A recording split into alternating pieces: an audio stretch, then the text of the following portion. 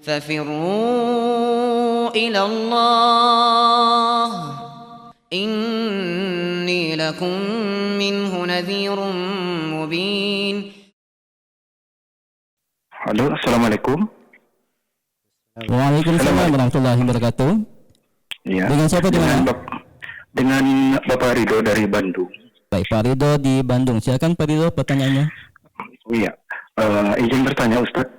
Beberapa hari yang lalu di grup WA tetangga rumah ada salah satu tetangga yang men-share 3 riwayat hadis tentang Allah kalau mengirimkan penyakit ke dunia, maka Allah akan menjauhkannya dari orang-orang yang memakmurkan masjid. Nah, kemudian anak sanggah bahwa sependek yang anak tahu bahwa hadis itu adalah hadis dhaif. Kemudian tetangga itu membalas lagi, beliau berkata bahwa kalau hadis dhaif itu datang lebih dari 1 riwayat, maka akan berubah menjadi hadis hasan. Nah, pertanyaan saya Ustaz, apakah betul kaidah pendalilan seperti itu, bahwasanya kalau hadis itu dhaif datang lebih dari 1 riwayat, hadis itu bisa berubah jadi hadis hasan dan dapat diterima atau diamalkan? Mungkin segitu saja pertanyaan saya dari Ustaz. Jazakallah khairan wa barakallahu fiik. Assalamualaikum warahmatullahi wabarakatuh. Waalaikumsalam warahmatullahi wabarakatuh. Ya, sebenarnya terkait dengan hadits yang ditanyakan tentang orang yang memakmurkan masjid itu akan menyebabkan ditolak dari wabah dan seterusnya, itu sudah berulang kali dijawab ya. Hadits-haditsnya ada kelemahan dan di sebagian jawaban saya terangkan sudut-sudut kelemahannya. Ini sudah lama dari tahun kemarin. Ya, demikian pula yang menyebarkan hadits katanya kalau sudah masuk bulan April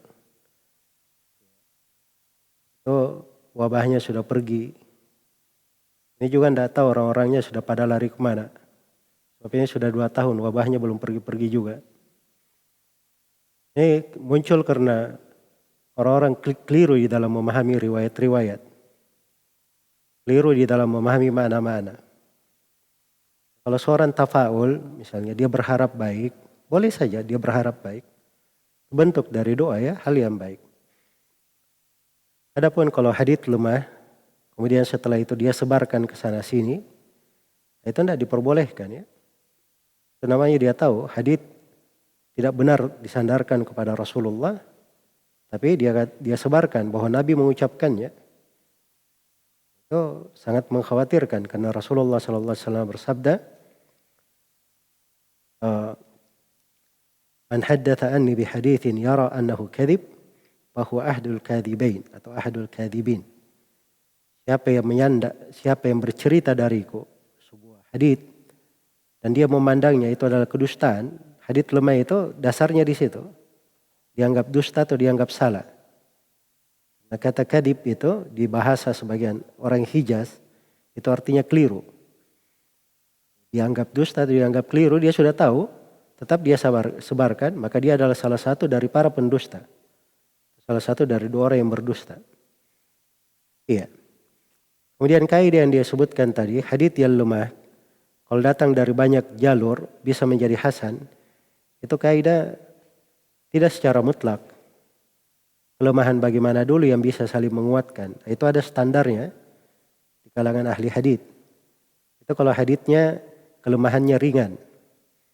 Kemudian datang jalur lain yang berbeda makhrajnya dari jalur yang pertama. Semisal dengan itu. Kemudian tidak ada dia menyelisih riwayat dari hadits-hadits yang populer. Itu 3 ketentuan kalau ingin dikuatkan. Adapun hadits yang lemah sekali itu walaupun datang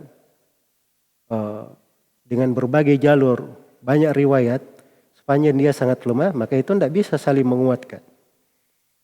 Karena itu Imam Nawawi rahimahullah pendahuluan hadits Arba'in Nawawiyah, dia terangkan tentang keutamaan menghafal 40 hadits. Itu dalam riwayat-riwayat yang sangat lemah sekali. Datang dari banyak sahabat. Disebutkan oleh Imam Nawawi. Bersamaan dengan itu Imam Nawawi berkata, ini hadits adalah lemah menurut kesepakatan ulama ahli hadits. dan tidak bisa saling menguatkan. Dan dari jenis yang seperti ini, hadits yang disebutkan tadi tentang keutamaan masjid menjauhkan dari wabah.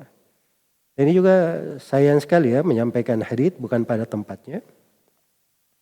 Karena di kondisi sekarang ini kita melihat ya di sebagian tempat ada orang-orang yang datang ke masjid justru dari masjid itu menjadi sebab satu kampung atau satu lingkungan dia hidup itu menjadi mendapatkan wabah, mendapatkan masalah di corona ini. Dan ini dari tahun kemarin sudah banyak kasus dan kejadian yang seperti itu. Nah itu kadang seorang itu jangan membuat wajah Islam itu kurang indah dipandang. Karena dia keliru memahami hadits-hadits, andai kata haditsnya kuat pun dia keliru di dalam memahami riwayat-riwayat. Itu ada pemahaman yang harus dipahami. Ya, tapi kalau seorang berharap, berdoa, bermohon kepada Allah, ya dia boleh saja berdoa, bermohon kepada Allah. Dan jangan dia kaitkan pembahasan pemerintah memberi kebijaksanaan banyak ibadah di rumah, ya, karena dikhawatirkan masjid bisa menjadi tempat penyebaran, itu tidak bertentangan dengan keberadaan masjid penuh dengan rahmat, penuh dengan keberkahan. Itu tidak bertentangan. Karena di sebagian kondisi dan keadaan, kadang Allah Subhanahu wa taala menguji hamba-hambanya dengan sebuah ujian. Ujian-ujian itu ya sesuai pada kondisi dan tempatnya masing-masing. Semoga Allah beri taufik kepada semuanya. Wallahu ta'ala alam. Nah, Ustaz, jazakallahu khairan, barakallahu fiik.